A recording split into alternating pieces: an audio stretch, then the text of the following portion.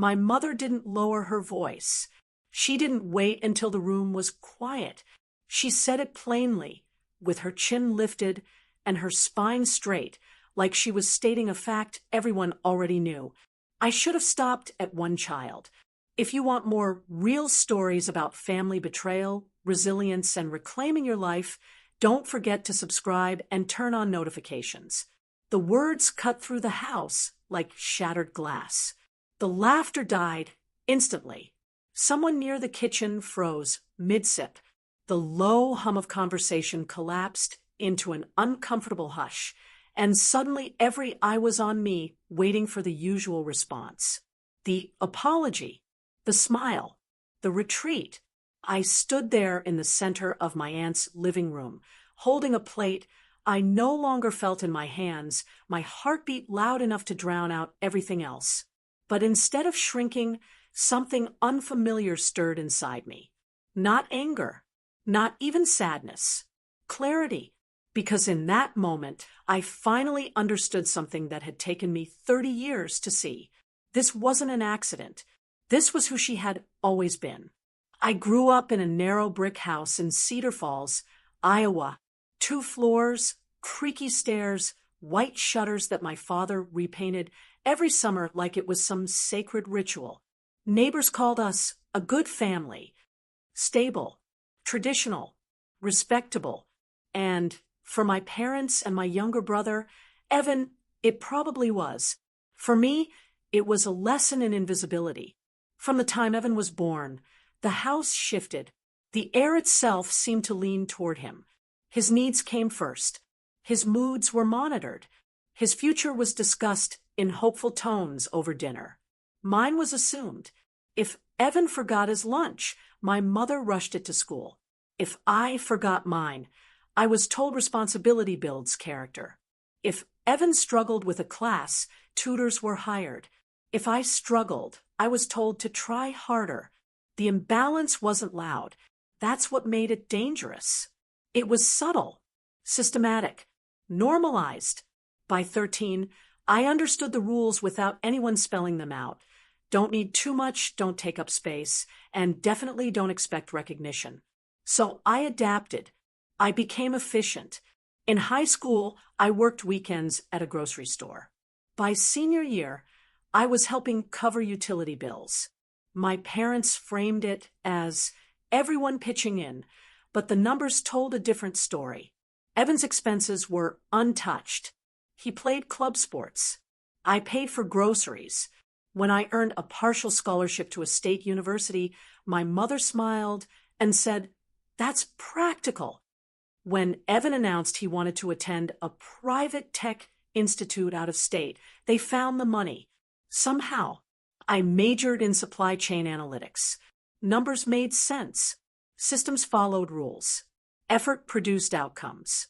Family didn't. During college, something strange started happening. I began receiving mail I didn't recognize. Loan pre-approvals, credit offers, statements from a bank I'd never used. At first, I ignored them. Then one afternoon, while helping my mother organize paperwork, I noticed my name on a car registration. Evan's car, registered to me. "Oh," she said lightly when I asked. "It was just easier that way. Your credit was clean." I laughed then, because that's what I always did when something felt wrong. I didn't realize that moment would come back to haunt me. After graduation, I moved to Minneapolis for work. I landed an operations role at a logistics firm. Nothing glamorous, but solid, reliable, mine. I started building something that didn't require permission.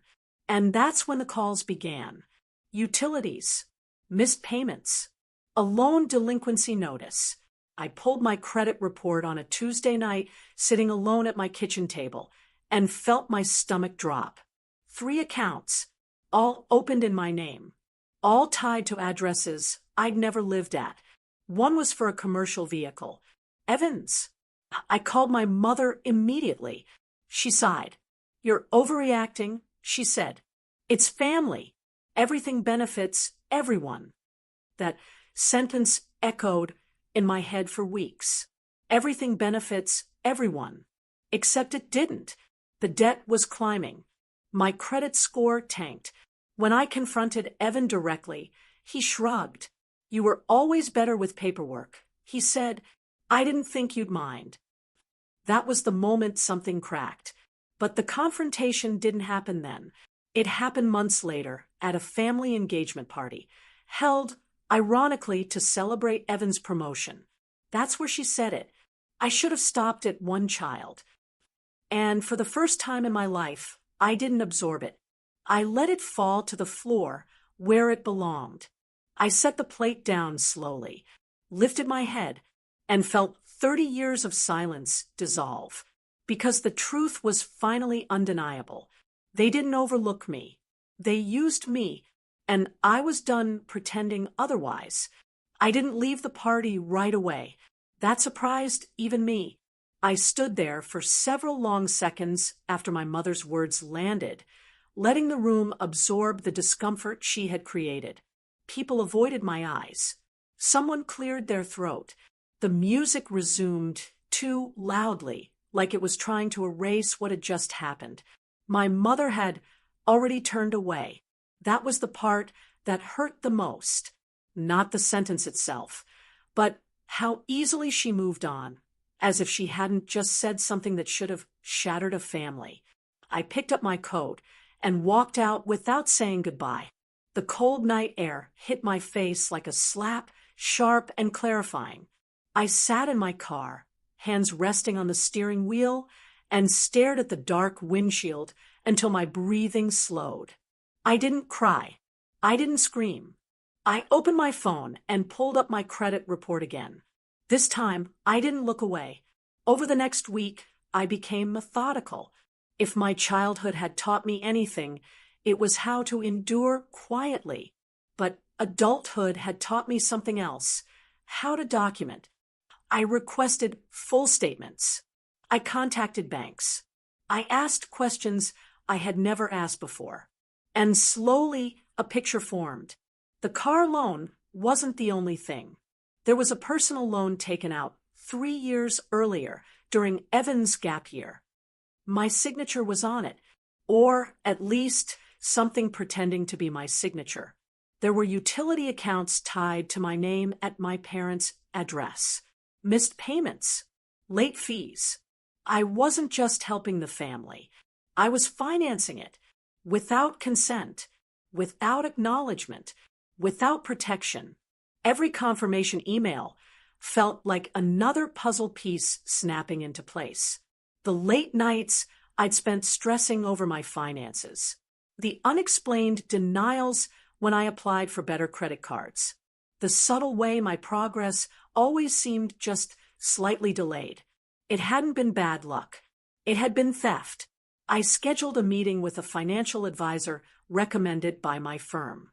A calm woman named Nadine, who listened without interrupting as I laid everything out. When I finished, she folded her hands and said gently, "This isn't shared responsibility. This is identity misuse." Hearing it phrased that way made my chest tighten, because suddenly it wasn't emotional. It was legal. I asked what my options were. She didn't sugarcoat it. "You can dispute the accounts, but it will require an investigation. That means names, documentation, consequences." Consequences. That word followed me home. I didn't sleep much that night. Memories kept surfacing. My mother asking for copies of my ID, just in case. Evan borrowing my laptop to print something. The casual entitlement threaded through everything. By morning, my decision was made. I filed the disputes, one by one. The calls started within days. First, my father. His voice was tight, controlled. "Why are banks calling us asking questions?" I kept my voice even, because accounts were opened in my name without permission. There was a pause. Then, "You're blowing this out of proportion." That sentence again. I exhaled slowly. "I'm correcting it." My mother called next. This time, she didn't pretend. "How could you do this to your own family?" She demanded, "Do you have any idea what this could do to Evan?" I laughed softly, surprised by how hollow it sounded. "You mean what Evan did to me?" Her voice sharpened. "You're selfish." There it was, the label they always used when I stopped absorbing damage. Quietly. I didn't argue. I didn't explain. I hung up. The investigation moved quickly. Forged signatures are easier to prove than people think. Patterns emerge. IP addresses. Payment histories. By the end of the month, the accounts were flagged as fraudulent, and my parents were notified. They showed up at my apartment unannounced on a Saturday morning. I watched them through the peephole for a full minute before opening the door. My mother looked tired. My father looked angry. They walked in like they owned the place. "We need to talk," my father said. "No," I replied calmly. "You need to listen." That stopped them. I handed them copies of the reports, highlighted sections, dates, amounts. My mother skimmed them, her face tightening. This didn't have to go this far. I leaned against the counter. "It went exactly as far as you took it. Evan wasn't there. He never was when things got uncomfortable." My father slammed the papers down. "You're risking your brother's future." I met his eyes. "You already did." Silence stretched between us. Finally, my mother spoke, quieter now. "We did what we had to do." That sentence broke something final inside me. "No," I said, "you did what was easy. Using me was easier than protecting him." She shook her head. "You always think you're the victim." I smiled sadly. "No, I just finally stopped pretending I wasn't." They left angry. They left blaming. They left without apologizing. And for the first time, that didn't devastate me. The accounts were removed from my credit report over the next few weeks. My score began to recover. Slowly, honestly. Evan tried calling once. I didn't answer. Work became my anchor. I was promoted to lead analyst on a regional expansion project. People listened to me, trusted me, respected my boundaries. That contrast was stark. Healthy systems don't require sacrifice without consent. One afternoon, Nadine emailed me. "Everything has been resolved. You're clear." I stared at the message longer than necessary. Clear, not just financially, emotionally, but families like mine don't surrender control quietly. I knew this wasn't over, and I also knew something else. This time, I wasn't reacting. I was choosing. I thought clarity would bring peace immediately. It didn't. What it brought was space. And in that space, everything they had buried started trying to surface. 2 weeks after Nadine confirmed everything was resolved, I received a certified letter from a law firm I recognized immediately. The same firm my parents had used for years. Estate planning, tax filings, quiet rearrangements of responsibility that always seemed to land in my lap.